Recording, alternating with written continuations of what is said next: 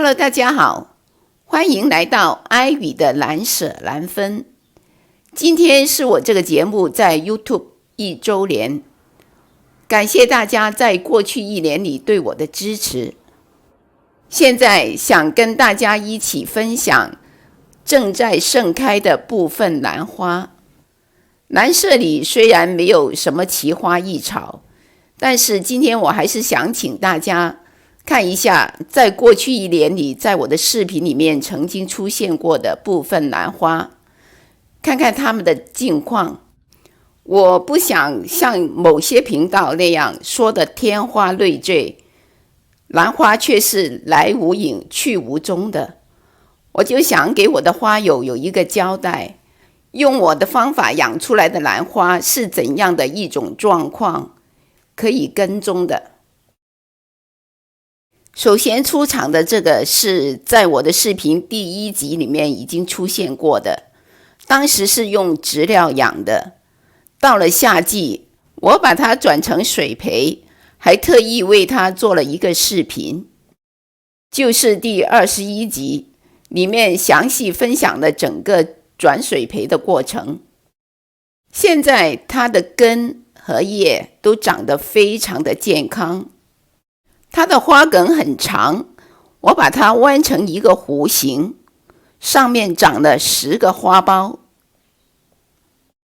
花苞在两边整齐的排列，开出来的花方向就一致。蝴蝶兰怎样去做一个美丽的造型，在我的视频第20集里面有详细的分享，有兴趣的朋友可以回看。这花的颜色看上去很普通，但是花瓣上暗暗的条纹，又仿佛是看到了花瓣上清晰的脉络。再配上它特别的造型，还有不一样的养殖方法，传水培，马上令它显得不一般。所以超市的普通蝴蝶兰经过精心打造也是可以很美的。说到花瓣上的条纹，特别要介绍这一盆珍奇蝴蝶兰，它的花是少有的红色，花瓣上有一条细细的白边，花瓣上有一些暗暗的条纹，看上去就像鸟类的羽毛。买的时候看到介绍说，兰园主是为了纪念他的一只鸟而夹交的兰花品种。介绍说它很香，但是我不觉得，我只觉得它隐隐约约是有一点味，有时候闻起来像花旗参的味道，有时候又觉得不是，反正这个香味很难形容。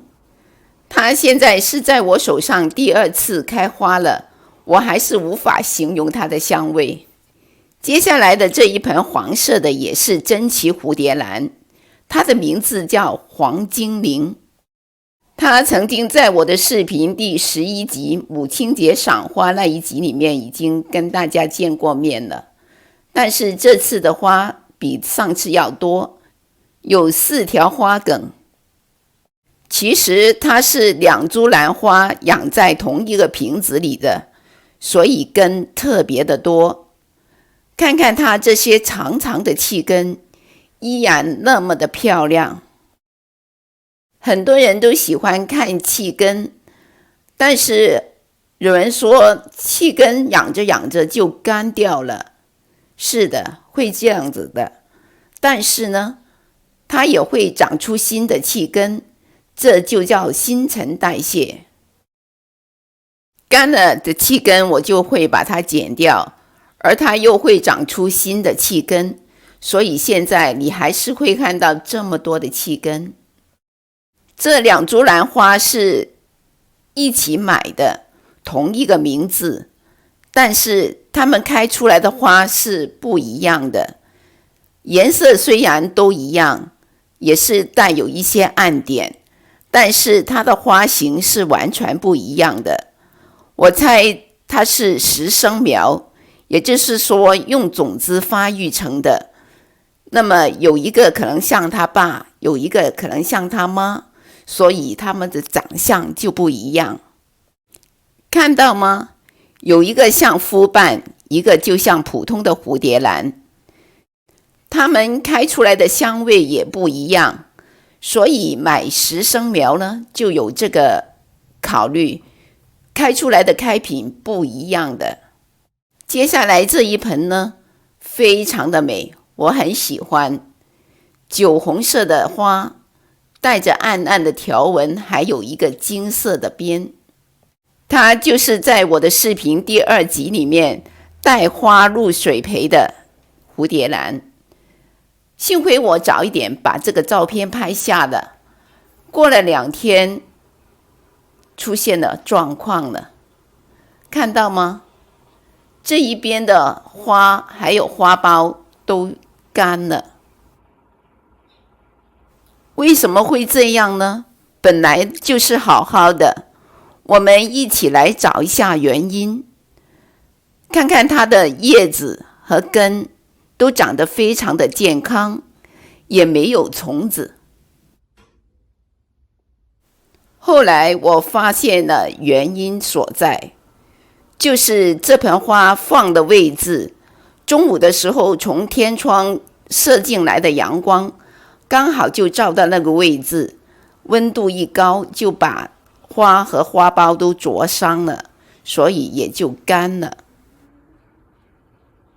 所以大家还是要注意一下，如果花正在开的时候，也不能给它太强的光照，太强的光照就会导致花早谢。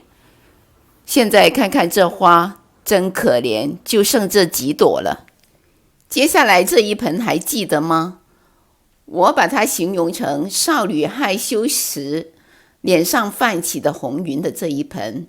它这次有10个花苞，它上次花谢了之后，我给它换盆，发现根都爆盆了。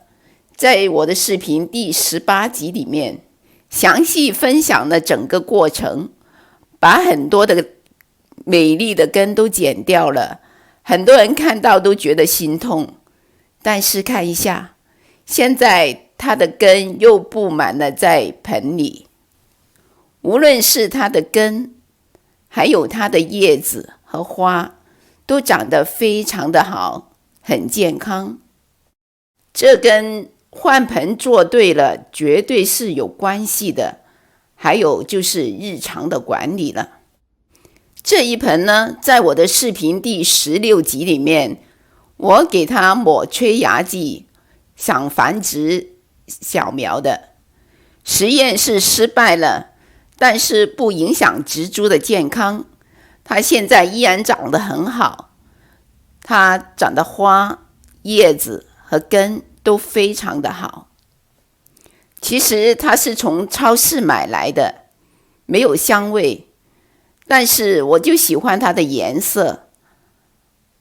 它水培了有好几年了，每一年都复花，而且一年不只开一次。